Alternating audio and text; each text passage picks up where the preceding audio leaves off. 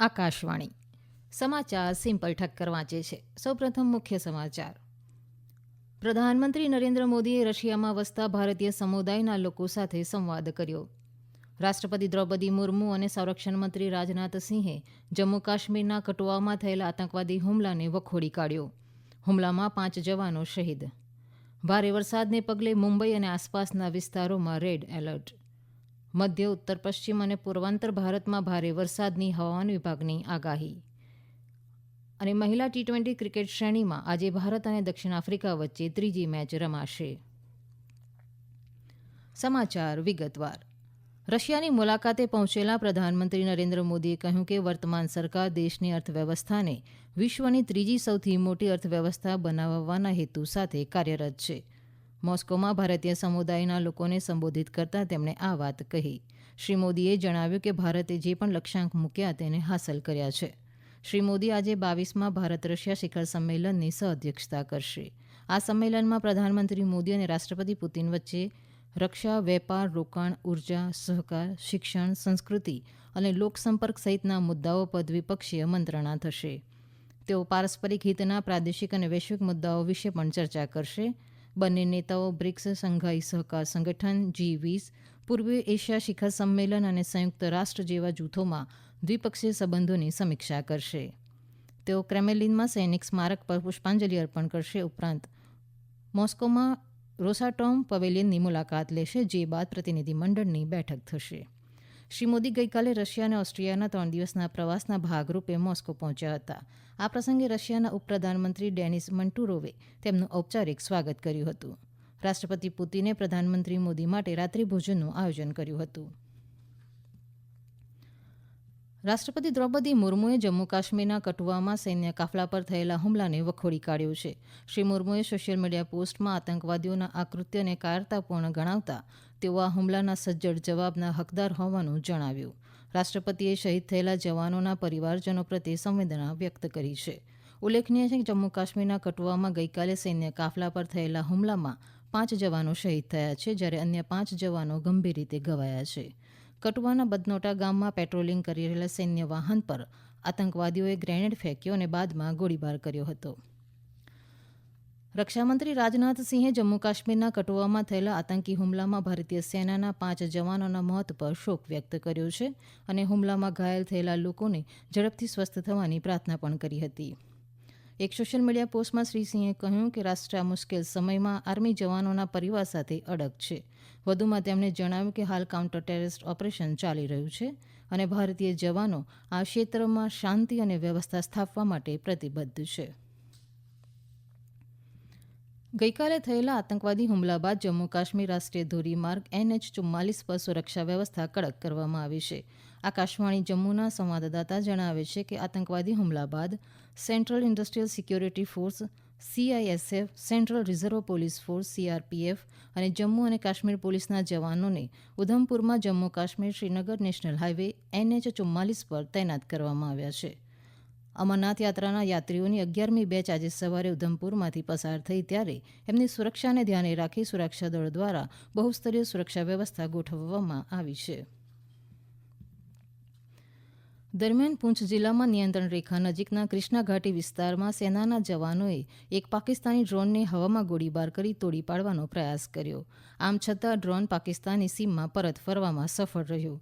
આકાશવાણી જમ્મુના અમારા સંવાદદાતા જણાવે છે કે નિયંત્રણ રેખા નજીક તૈનાત ભારતીય દળોએ ગઈકાલે રાત્રે 9:15 વાગ્યાની આસપાસ 1000 મીટરની ઊંચાઈએ ડ્રોન હોવાનું નોંધ્યું હતું, જે બાદ જવાનોએ 5 રાઉન્ડ ગોળીબાર કર્યો હતો.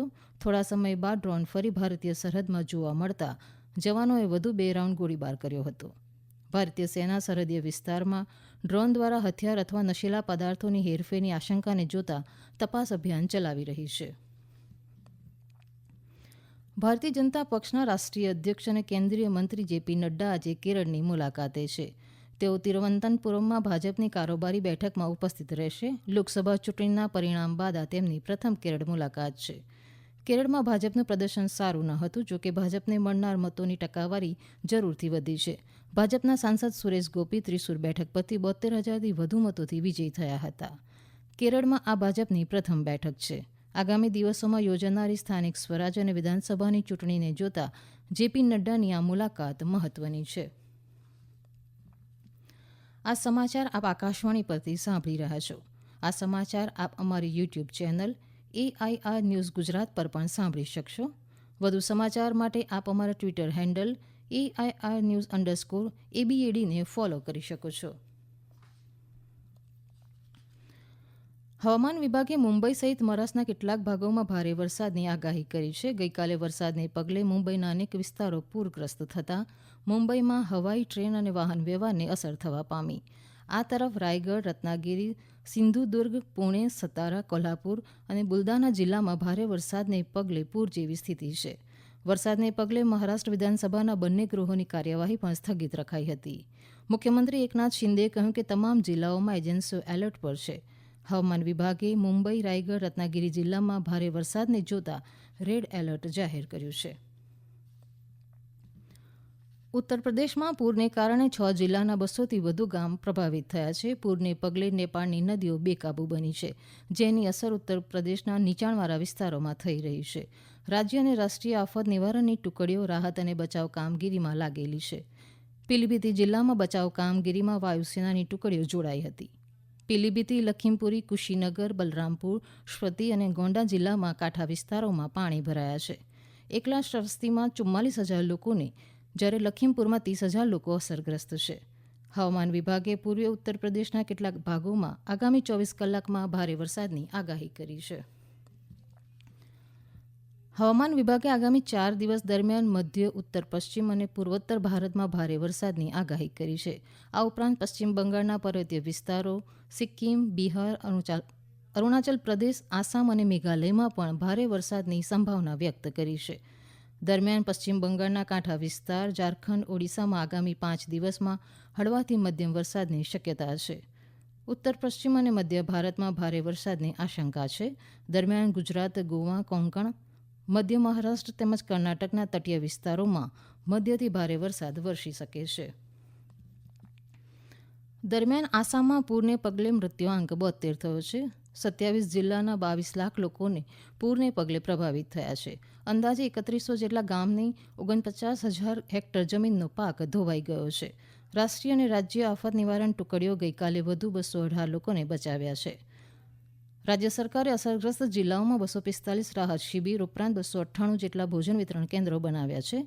53,000થી વધુ લોકોએ આ રાહત શિબિરમાં શરણ લીધી છે. ભારતીય મહિલા ક્રિકેટ ટીમ આજે ચેન્નઈના એમ.એ. ચિદમ્બરમ સ્ટેડિયમમાં શ્રેણીની ત્રીજી અને અંતિમ T20 મેચમાં દક્ષિણ આફ્રિકા સામે ટકરાશે. મેચ સાંજે 7 વાગે શરૂ થશે.